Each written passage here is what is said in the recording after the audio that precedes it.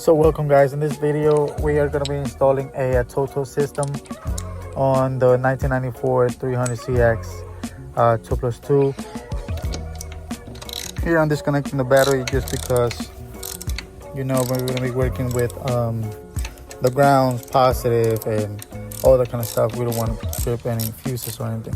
All right, so we are going to be changing this whole head unit.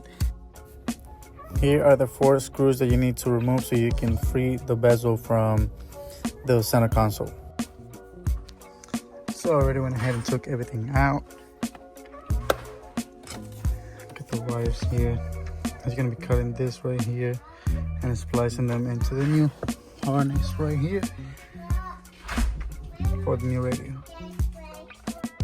So here's the C-spec vessel. I went ahead and changed all the vents from the stock one. This is the stock one right here. You don't need the brackets that it has in the back. You will need the clips though, that I forgot. But yeah, this is how it looks. Just be careful because those vents can break easily. The C-Specs has a amazing quality on it. These are the brackets that came with the C-Spec vessel. Also came with the clip that goes on top. So this is once I already transfer everything. Now I was getting ready to put those brackets into the ATOTO system that I got.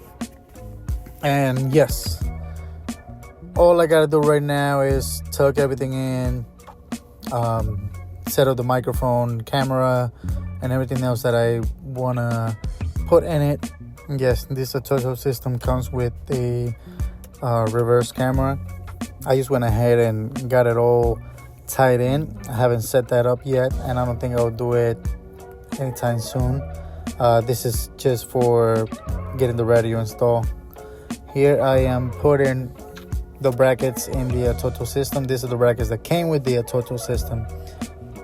You need to put those in first with their supplied hardware before you put those C-Specs ones. And this is pretty much how they're going to be mounted. These are the one supplies for the double DIN. There will be labeled, this one is the right. As you can see, it's got a NAR in it. And then the left, of course, is going to have an L on it. It's pretty self-explanatory. There's 100 other videos on YouTube on how to do it.